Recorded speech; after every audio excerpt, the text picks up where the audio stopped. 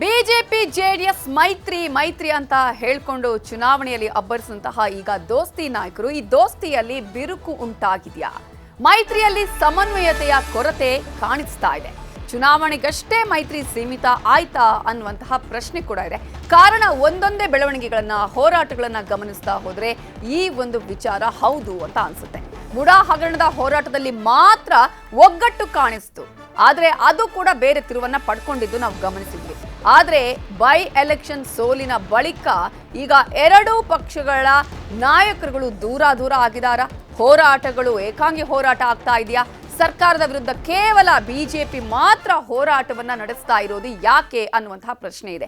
ಈಗಾಗಲೇ ನಾವು ಗಮನಿಸಿದ್ವಿ, ಚುನಾವಣೆಯ ಸಂದರ್ಭದಲ್ಲಿ ವಕ್ಫ್ ಹೋರಾಟ ಬಂದಂತಹ ಸಂದರ್ಭದಲ್ಲೂ ಕೂಡ ಆ ವಿಚಾರವನ್ನ ತೆಗೆದುಕೊಳ್ಳೋದು, ಪ್ರಸ್ತಾಪ ಮಾಡೋದು ಬೇಡ ಅಂತಾನೆ ಜೆಡಿಎಸ್ನವರು ಹೇಳಿದ್ರು ಅನ್ನುವಂತಹ ಚರ್ಚೆಗಳು ಕೂಡ ಇದೆ. ಆ ವಿಚಾರದಲ್ಲಿ ಜೆಡಿಎಸ್ ನಿಲುವು ತಟಸ್ಥವಾಗಿದ್ದನ್ನು ನಾವು ಗಮನಿಸಿದ್ವಿ. ಹಾಗಾದ್ರೆ ಈಗ ಮುಂದಿನ ಎಲ್ಲ ಹೋರಾಟಗಳಲ್ಲೂ ಮೊನ್ನೆ ನಡೆದಂತಹ ದರ ಏರಿಕೆಯ ವಿಚಾರ ಆಗಿರ್ಬೋದು ಅಥವಾ ವಾಲ್ಮೀಕಿ ವಿಚಾರ ಆಗಿರ್ಬೋದು, ಎಲ್ಲೂ ಕೂಡ ದೋಸ್ತಿ ನಾಯಕರ ಹೋರಾಟ ಕಾಣಿಸ್ಲಿಲ್ಲ. ಮತ್ತು ಈ ವಿಚಾರದಲ್ಲಿ ಈಗ ಕಾಣುವ ಹಾಗೆ ದೋಸ್ತಿಯಲ್ಲಿ ಬಿರುಕು ಇದೆಯಾ?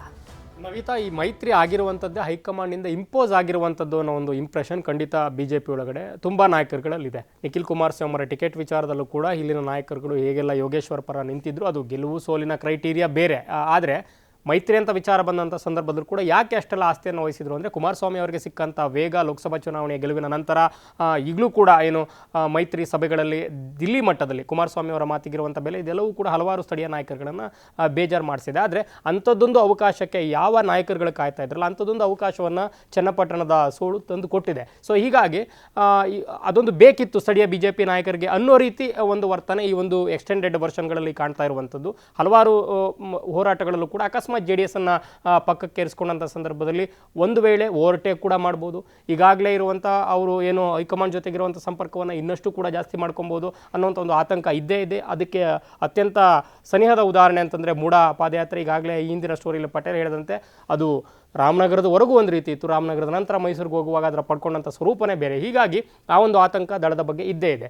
ಮುಂದಿನ ದಿನಗಳಲ್ಲಿ ಅಕಸ್ಮಾತ್ ಕುಮಾರಸ್ವಾಮಿ ಅವರೇ ಅಕಸ್ಮಾತ್ ಮೈತ್ರಿ ಸರ್ಕಾರ ಏನಾದರೂ ಅಸ್ತಿತ್ವಕ್ಕೆ ಬಂದರೆ ಕುಮಾರಸ್ವಾಮಿ ಅವರ ನಾಯಕತ್ವಕ್ಕೆ ಹೆಚ್ಚಿನ ಮನ್ನಣೆ ಸಿಗ್ಬೋದು. ಸಹಜವಾಗಿ ಈ ರೀತಿಯ ಎರಡೆರಡು ಸಲ CM ಆಗಿದ್ದಾರೆ, ಈ ಎಲ್ಲ ಲೆಕ್ಕಾಚಾರಗಳು ಇದ್ದೇ ಇದೆ. ಹಾಗಂತ ಕುಮಾರಸ್ವಾಮಿ ಅವರು ಏಕಾಏಕಿ ಏನು ಮೂಡಾ ಪಾದಯಾತ್ರೆ ಟೈಮಲ್ಲಿ ನಾನು ಬರೋದೇ ಇಲ್ಲ ಅಂತ ಘೋಷಣೆ ಮಾಡಿ ಹಂಗಾಮ ಎಲ್ಲ ಮಾಡಿದ್ರಲ್ಲ, ಆ ರೀತಿ ಇವಾಗ ಮಾಡುವಂಥ ಪರಿಸ್ಥಿತಿಯಲ್ಲೂ ಇಲ್ಲ.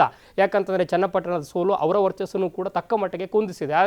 ಇಬ್ಬರಿಗೂ ಕೂಡ ಅನಿವಾರ್ಯತೆ ಇರೋದ್ರಿಂದ ಸುಮ್ಮನಿದ್ದಾರೆ. ಆದರೂ ಕೂಡ ಬಿಜೆಪಿ ಈ ವಿಚಾರದಲ್ಲಿ ಸ್ವಲ್ಪ ಅಸಮಾಧಾನವನ್ನು ಇಟ್ಕೊಂಡಿರೋದು ಹೌದು. ಮೇಲ್ನೋಟಕ್ಕೆ ಅಂಥದ್ದೊಂದು ಬಿರುಕು ಕಾಣಿಸ್ತಾ ಇದೆ. ಆದರೆ ಅದನ್ನು ಮೀರಿಯೂ ಕೂಡ ಬಿಜೆಪಿ ಒಳಗಡೆನೇ ಮೈತ್ರಿ ಕೊರತೆ ಇರೋದ್ರಿಂದ, ಅಲ್ಲೇ ಬಣಗಳು, ಅಲ್ಲೇ ಬಡಿದಾಟಗಳು, ಅಲ್ಲೇ ಸಮನ್ವಯತೆ ಕೊರತೆ ಇರೋದ್ರಿಂದ ಅವರು ಅದನ್ನೇ ಸರಿ ಮಾಡ್ಕೊಳ್ಳೋದಕ್ಕೆ ಹೆಣ್ಕಾಡ್ತಾ ಇರೋದ್ರಿಂದ ಇನ್ನು ಪಕ್ಕದಲ್ಲಿರುವಂಥ ದಳದ ನಾಯಕರನ್ನ ಗಮನಿಸುವಂಥ ಒಂದು ಪೇಷನ್ಸ್ ಆಗಲಿ ಅಥವಾ ಅಂಥದ್ದೊಂದು ಪರಿಸ್ಥಿತಿ ಆಗಲಿ ಸದ್ಯ ಕಾಣಿಸ್ತಾ ಇಲ್ಲ ಅಂತ ಅನಿಸ್ತಾ ಇದೆ ನಮಗೆ. ಪಟೇಲ್, ಈಗ ಜೆಡಿಎಸ್ ನಲ್ಲಿ ಒಂದು ನಾಯಕತ್ವ ಇದ್ದಿದ್ದು ಅಂತ ಹೇಳಿದ್ರೆ ಕುಮಾರಸ್ವಾಮಿ ಅವರು. ಕುಮಾರಸ್ವಾಮಿ ಯಾವುದೇ ಹೋರಾಟಗಳಾಗಿರ್ಬೋದು ಅಥವಾ ವಿಧಾನಸಭೆಯ ವಿಚಾರಗಳನ್ನ ಬಂದ ಸೆಷನ್ ನಲ್ಲೂ ಕೂಡ ದಾಖಲೆಗಳನ್ನ ಇಟ್ಕೊಂಡು ಮಾತಾಡ್ತೀವಿ. ಈಗ ಅಂತಹ ಒಂದು ನಾಯಕತ್ವ ಜೆಡಿಎಸ್ ಅಲ್ಲಿ ಕಾಣಿಸ್ತಾ ಇಲ್ಲ ಅನ್ನೋದು ಒಂದು ಕಡೆಯಾದ್ರೆ, ಈ ರೀತಿಯ ಹೋರಾಟ ನಾವೇ ಮಾಡ್ಕೊಂಡು ಹೋಗ್ತೀವಿ ಅನ್ನುವಂತಹ ಪರಿಸ್ಥಿತಿ ಬಿಜೆಪಿಗೂ ಕೂಡ ಇದೆಯಾ? ಅನಿವಾರ್ಯತೆ ಈಗ ಕಾಣಿಸ್ತಾ ಇದೆಯಾ? ಹೇಗೆ ಭಾರತೀಯ ಜನತಾ ಪಕ್ಷದ ಪ್ರಮುಖ ಅಂತೇಳಿ ನಾವೆಲ್ಲ ಜನ ಸೇರಿಸಿ ಅವ್ರು ಬರೋ 10 ಜನ ಇಟ್ಕೊಂಡು ಅದು BJP JDS ಹೋರಾಟ ಅನ್ನೋ ಮುಖಾಂತರ ಅವ್ರಿಗೆ ಯಾಕೆ ಕ್ರೆಡಿಟ್ ಹೋಗ್ಬೇಕು ಅನ್ನೋದು ಇದರಲ್ಲಿ ಇರ್ತಕ್ಕಂಥದ್ದು.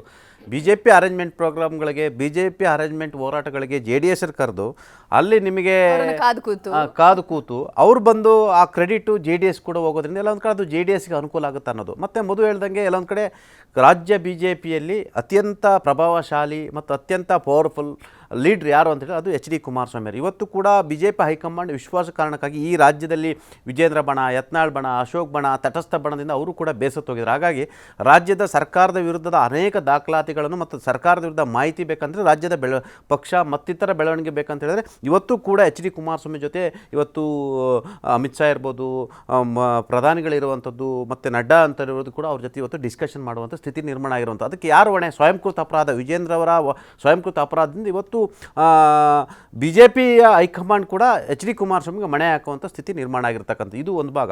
ಮತ್ತೊಂದು ಕಡೆ ಕ್ರೆಡಿಟು ಯಾಕೆ ಸಲ್ಲಬೇಕು ಅವ್ರಿಗೆ ಅನ್ನೋದು ಕೂಡ ಇರ್ತಕ್ಕಂಥ. ನಾವು ಕಷ್ಟಪಟ್ಟು ಹೋರಾಟವನ್ನು ಅರೇಂಜ್ಮೆಂಟ್ ಮಾಡಿ ಎಲ್ಲವನ್ನು ಮಾಡಿ ಬ್ಯಾನರ್ ಕಟ್ಟಿ ಶಾಮಿಯಾನ ಹಾಕಿ ಚೇರ್ ಇಟ್ಟು ಮೈಕ್ ಇಟ್ಟು ನಾವು ಮಾಡಬೇಕಾದ್ರಲ್ಲಿ ಅವ್ರು ಬಂದು ಭಾಷಣ ಮಾಡಿ ಅದರ ಲಾಭವನ್ನು ಅವರು ಯಾಕೆ ಪಡಿಬೇಕು ಅನ್ನೋದು ಕೂಡ ಇದರಲ್ಲಿ ಇರ್ತಕ್ಕಂಥದ್ದು.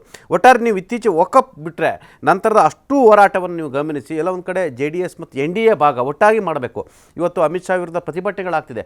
ಆದರೆ JDS ಮತ್ತು BJP ಸೇರ್ಕೊಂಡು ಅದನ್ನು ಡಿಪೆಂಡ್ ಮಾಡ್ಕೊಳ್ಳೋ ಕೂಡ ಹೋಗ್ತಾ ಇಲ್ಲ. ಅನಿವಾರ್ಯವಾಗಿ ಹೈಕಮಾಂಡ್ ವಾರ್ನ್ ಮಾಡಿದ ನಂತರ 9ನೇ ತಾರೀಕು ಅಂಬೇಡ್ಕರ್ ಅಭಿಯಾನ, ಸಂವಿಧಾನ ಅಭಿಯಾನ ಅಂತ ಕಾರ್ಯಕ್ರಮವನ್ನು ಈಗ ವಿಜೇಂದ್ರ ಇಟ್ಕೊಂಡಿರ್ತಕ್ಕಂಥದ್ದು. ಮತ್ತು ಸರ್ಕಾರದ ವಿರುದ್ಧ ರಚನಾತ್ಮಕವಾಗಿ ಕ್ರಿಯಾತ್ಮಕವಾಗಿ NDA ಆಗಿ JDS ಹಳೆ ಮೈಸೂರು ಭಾಗದಲ್ಲಿ ಬಲಿಷ್ಠವಾಗಿದ್ದರಿಂದ ಒಟ್ಟಾಗಿ ಹೋರಾಟವನ್ನು ಮಾಡಬೇಕಿತ್ತು. ಆದರೆ ಈ ಕ್ರೆಡಿಟ್ ಕಾರಣಕ್ಕಾಗಿ ಈಗ ಪರಸ್ಪರ ಎಲ್ಲೊಂದು ಕಡೆ ನಾವ್ಯಾಕೆ ಅವ್ರನ್ನ ಕರಿಬೇಕು ಅನ್ನೋದು, ಮತ್ತು ಇವರು ಕೂಡ ಇವ್ರನ್ಯಾಕೆ ನಾವು ಕರಿಬೇಕು ಅನ್ನೋ ಕಾರಣಕ್ಕಾಗಿ ಎಲ್ಲ ಒಂದು ಕಡೆ ಒಬ್ಬರೇ ಇವ್ರು ಇಷ್ಟು ಜನ ಮಾತಾಡೋದು ಒಂದೇ, ಕುಮಾರಸ್ವಾಮಿ ಫೈಟ್ ನಿಂದ್ರೆ ಅವ್ರೊಬ್ಬರೇ ಮಾತಾಡೋದು ಒಂದೇ, ಕಂಪ್ಲೀಟ್ ಹೈಜಾಕ್. ಒಂದು ವೇದಿಕೆಯಲ್ಲಿ ಅಶೋಕ್, ವಿಜೇಂದ್ರ ಅಷ್ಟೂ ಜನ ನಾಯಕರಿದ್ದು ಆ ವೇದಿಕೆ ಕುಮಾರಸ್ವಾಮಿ ಬಂದು ಮಾತನಾಡೋದು ಬೇರೆ, ಹೈಲೈಟ್ ಆಗೋದು ಬೇರೆ, ಅದ್ರದ್ದು ಕಾನ್ಸಂಟ್ರೇಷನ್ ಏನು ಪಿಚ್ ಅಪ್ ಆಗೋದು ಬೇರೆ. ಇವ್ರು ಮಾತಾಡೋದು ಇವ್ರನ್ನೆಲ್ಲ ಒಂದು ತಕಡೆ ಸೇರಿಸಿದ್ರೆ ಕುಮಾರಸ್ವಾಮಿ ಒಂದು ತಕಡೆ. ಹಾಗಾಗಿ ಇವ್ರಿಗೂ ಕೂಡ ಒಂದು ರೀತಿ ಆಂತರಿಕ ಮದುವೆ ಹೇಳ್ದಂಗೆ ಒಂದು ಆತಂಕ, ಎಲ್ಲಿ ಅದ್ರದ್ದು ಎನ್ಕೇಶ್ ಮಾಡ್ಕೊತಾರೆ ಕುಮಾರಸ್ವಾಮಿನ ಭಯ. ಮತ್ತೊಂದು ಕಡೆ ದಿನೇ ದಿನ ಅವ್ರು ನಮ್ಮ ಜೊತೆ ಸೇರಿಕೊಂಡ್ರೆ ಎಲ್ಲಿ ನಮ್ಮನ್ನು ಕಬ್ಜಾ ಮಾಡ್ಕೊತಾರೆ ಅನ್ನೋ ಇನ್ನೊಂದು ಕಡೆ ಆತಂಕ. ಹಾಗಾಗಿ ಎಲ್ಲ ಒಂದು ಕಡೆ ನಿಮಗೆ ವಕ್ಫ್ ಹೋರಾಟದ ನಂತರ ಒಟ್ಟಾಗಿ ಎಲ್ಲೂ ಕೂಡ ಕಾಣಿಸ್ಕೊಳ್ತಿಲ್ಲ, ಒಟ್ಟಾಗಿ ಸ್ಟೇಟ್ಮೆಂಟ್ಗಳು ಕೊಡ್ತಿಲ್ಲ, ಒಟ್ಟಾಗಿ ಪ್ರೆಸ್ ಮೀಟ್ಗಳನ್ನ ಮಾಡ್ತಿಲ್ಲ. ಆ ಮುಖಾಂತರ ಎಲ್ಲ ಒಂದು ಕಡೆ ಇದು ಇಂಪೋಸ್ ಮಾಡ್ದಂಗೆ, ಅಂದರೆ ಕೇಂದ್ರದವರು ಇವ್ರಿಗೆ ಇಬ್ರಿಗೂ ಇಲ್ಲಿ ಮೈತ್ರಿ ಮಾಡಿದ್ರಿಂದ ಇವರಿಗೆ ಬಿಡಪ್ಪ ಅವರಿಗೆ ನ್ಯಾಷನಲ್ ಕಾಂಟ್ಯಾಕ್ಟ್ ಇದೆ, ನಮ್ಮ ನಾಯಕರುಗಳು ನಾವ್ಯಾಕೆ ಇದು ಮಾಡಬೇಕು ಅನ್ನೋ ಒಂದು ಉದಾಸೀನ ಭಾವ ಇರುತ್ತೆ. ಇದು ಪರೋಕ್ಷವಾಗಿ ಒಂದು ಸೆಕೆಂಡ್ ಯಾರಿಗೆ ಹೆಲ್ಪ್ ಅಂತೇಳಿ ಆಡಳಿತ ಸರ್ಕಾರಕ್ಕೆ ಅನುಕೂಲ ಆಗಿರ್ತಕ್ಕಂಥ. ಒಟ್ಟಾಗಿ ಹೋರಾಟ ಮಾಡಿದ್ರೆ ಹೋರಾಟ ಮತ್ತಷ್ಟು ಶಕ್ತಿಯಾಗಿರುತ್ತೆ, ಮತ್ತಷ್ಟು ಸಮನ್ವಯತೆ ಇರುತ್ತೆ. ಆದರೆ ಪರಸ್ಪರ ಇವ್ರು ಹೇಳ್ದಂಗೆ BJP ಒಳಗಡೆ ಮನೆಯೊಂದು 30 ಬಾಗಿಲು ಆಗಿರ್ತಕ್ಕಂಥದ್ದು ಅದು ಅವ್ರ ಸಮಸ್ಯೆ. ಅವ್ರ ಬಗ್ಗೆ ಯೋಚನೆ ಮಾಡೋಕ್ಕೆ ಟೈಮ್ ಇಲ್ಲ. ಹಾಗಾಗಿ ಈಗ JDSನೂ ಅವ್ರು ಕರೆಯೋ ಬಗ್ಗೆ ಕೂಡ ಅವ್ರು ಯೋಚನೆ ಮಾಡೋದು ಸ್ಥಿತಿಲೂ ಇಲ್ಲ. ಹಾಗಾಗಿ ಒಂದಷ್ಟು ಮೈತ್ರಿಗಳು ಬಿರುಕು ಅನ್ನೋಕ್ಕಿಂತಲೂ ಇದು ನನ್ನ ಪ್ರಕಾರ ಮಿಸ್ಅಂಡರ್ಸ್ಟ್ಯಾಂಡಿಂಗ್ ಅಂತ ಹೇಳ್ಬೋದು. ಓಕೆ, ಸರಿಪಡಿಸಿಕೊಳ್ಳುವಂಥ ಪ್ರಯತ್ನ ಒಂದು ಕಡೆ ಆದರೆ ಮತ್ತೊಂದು ಕಡೆ ಈಗಾಗಲೇ ಎಲೆಕ್ಷನ್ ಟೈಮಲ್ಲಿ ಯಾವಾಗ ಮೈತ್ರಿ ಆಯಿತೋ ಆಗಲೇ ಹೇಳ್ತಾ ಇದ್ದು JDSಗೆ ಲಾಭ ಇದರಿಂದ ಅನ್ನುವಂಥದ್ದು, ಆ ರೀತಿಯಾದಂತಹ ಬೆಳವಣಿಗೆಗಳು ಆಯ್ತಾ ಅನ್ನೋದು ಒಂದು ಕಡೆ ಆದರೆ ಮತ್ತೊಂದು ಕಡೆ ಕಾರ್ಯಕರ್ತರಲ್ಲಿ ಹೇಗೆ ಹಾಗಂತ ಒನ್ ಸೈಡೆಡ್ ಅಂತ ಹೇಳಕ್ಕಾಗಲ್ಲ. ಈಗ ನೋಡಿ, ತುಮಕೂರು ಅಥವಾ ಮೈಸೂರು ಅಂತ ಭಾಗಗಳೇ BJPಗೂ ಕೂಡ ಅಷ್ಟು ನಿರಾಯಾಸವಾಗಿ ಗೆಲುವು ಆಗ್ತಿರ್ಲಿಲ್ಲ JDS ಕಾಂಟ್ರಿಬ್ಯೂಷನ್ ಇಲ್ಲದೆ ಹೋಗಿದ್ದಿದ್ರೆ. ಸೊ JDS ಕಾಂಟ್ರಿಬ್ಯೂಷನ್ ಅನ್ನು ಕೂಡ ಅಲ್ಲಿ ಕನ್ಸಿಡರ್ ಮಾಡಲೇಬೇಕಾಗುತ್ತೆ. ಅಟ್ ದ ಸೇಮ್ ಟೈಮ್ ಕೋಲಾರದಲ್ಲಿ BJP ಕೂಡ ಟಿಕೆಟ್ ಬಿಟ್ಕೊಡ್ತು ಅನ್ನುವಂಥದ್ದನ್ನು ಕೂಡ ನೋಡಬೇಕು. ಆದರೆ ಕಾರ್ಯಕರ್ತರಿಗೆ ಬೇಕಿದೆ, ಯಾಕಂದರೆ ಮೋದಿ ಅಂತ ವರ್ಚಸ್ವಿ ನಾಯಕ, ದೊಡ್ಡ ಪಕ್ಷ, ದೊಡ್ಡ ಸಂಘಟನೆಯ ನೆರಳಲ್ಲಿ ಕೆಲಸ ಮಾಡುವಂಥದ್ದು. ಈಗ ಬೇರೆ ಬೇರೆ ಪ್ರಾದೇಶಿಕ ಪಕ್ಷಗಳ ಸ್ಥಿತಿ ಹೇಗೆಲ್ಲ ಆಗಿರುವಂಥ ಪರಿಸ್ಥಿತಿಯಲ್ಲಿ ದೊಡ್ಡ ನಾಯಕರುಗಳು ಮತ್ತು ದೊಡ್ಡ ಸಂಘಟನೆ ಇಟ್ಕೊಂಡಿದ್ದಂಥ ಸಂದರ್ಭದಲ್ಲೂ ಕೂಡ ಹೇಗೆಲ್ಲ ಆಗಿದೆ. ಮಹಾರಾಷ್ಟ್ರದಲ್ಲಿ ಏನಾಯಿತು, ಬಿಹಾರದಲ್ಲಿ ಏನಾಯಿತು. ವೇರಾಸ್ ಕರ್ನಾಟಕದಲ್ಲಿ ಕುಮಾರಸ್ವಾಮಿ ಅವರು ಈ ಒಂದು ಹಂತದಲ್ಲಿ ಸರಿಯಾದ ನಿರ್ಧಾರವನ್ನು ತಗೊಂಡಿದ್ದಾರೆ ಅನ್ನುವಂಥದ್ದು JDS ಕಾರ್ಯಕರ್ತರಲ್ಲಿ ಖಂಡಿತ ಇದೆ ಮತ್ತು ನಾಯಕರುಗಳಲ್ಲೂ ಅದರಲ್ಲೂ ಕೂಡ. ಈಗ ನೋಡಿ, ಈಗಾಗಲೇ ಪದೇ ಹೇಳ್ತಾ ಇದ್ದಾರೆ ಆಪರೇಷನ್ ಕಾಂಗ್ರೆಸ್ ಮಾಡುವಂಥ ಪ್ರಯತ್ನ ಇದೆ, ಎಲ್ಲ ಶಾಸಕರುಗಳನ್ನ ಕಂಪ್ಲೀಟ್ ಆಗಿ JDS ಮುಗಿಸ್ತಾರೆ ಅಂತ ಒಂದು ಆತಂಕದ ನಡುವೆ ಇಷ್ಟಾದರೂ ಶಾಸಕರು ಉಳ್ಕೊಂಡಿದ್ದಾರೆ ಅಂತಂದ್ರೆ ಬಿಕಾಸ್ ಆಫ್ BJPಯ ಮೈತ್ರಿಯ ಕಾರಣಕ್ಕೆ. ಇಲ್ಲದೆ ಹೋಗಿದ್ರೆ ಯಾವತ್ತೋ ಪಕ್ಷ ಕಂಪ್ಲೀಟ್ ಆಗಿ ನಿರ್ನಾಮ ಆಗೋಗಿರೋದು. ಸೊ ಈ ಹಿನ್ನೆಲೆಯಲ್ಲಿ JDS ಕಾರ್ಯಕರ್ತರಿಗೆ ಅರಿವಿದೆ, ಆದರೆ BJP ಕಾರ್ಯಕರ್ತರಿಗೆ ಬಿಗ್ ಬ್ರದರ್ ಫೀಲ್ ಖಂಡಿತ ಇದ್ದೇ ಇರುತ್ತೆ. ಬರೀ ಇಷ್ಟೇ ಅಲ್ಲ, ಬೇರೆ ರಾಜ್ಯದ ಯಾವುದೇ ಘಟಕಗಳಲ್ಲೂ ಕೂಡ BJPಯ ಒಂದು ಶಕ್ತಿ, ಸಾಮರ್ಥ್ಯ, ನಾಯಕತ್ವದ ವರ್ಚಸ್ಸಿನ ಹಿನ್ನೆಲೆಯಲ್ಲಿ ಬಿಗ್ ಬ್ರದರ್ ಫೀಲಿಂಗ್ ಇರೋದ್ರಿಂದ ಸಹಜವಾಗಿ ಅದೇ ಒಂದು ರಿಫ್ಲೆಕ್ಷನ್ ನಾಯಕರುಗಳಲ್ಲೂ ಕೂಡ ಕಾಣಿಸ್ತಾ ಇದೆ. ಥ್ಯಾಂಕ್ ಯು ಸೋ ಮಚ್ ಇಬ್ಬರಿಗೂ ಕೂಡ.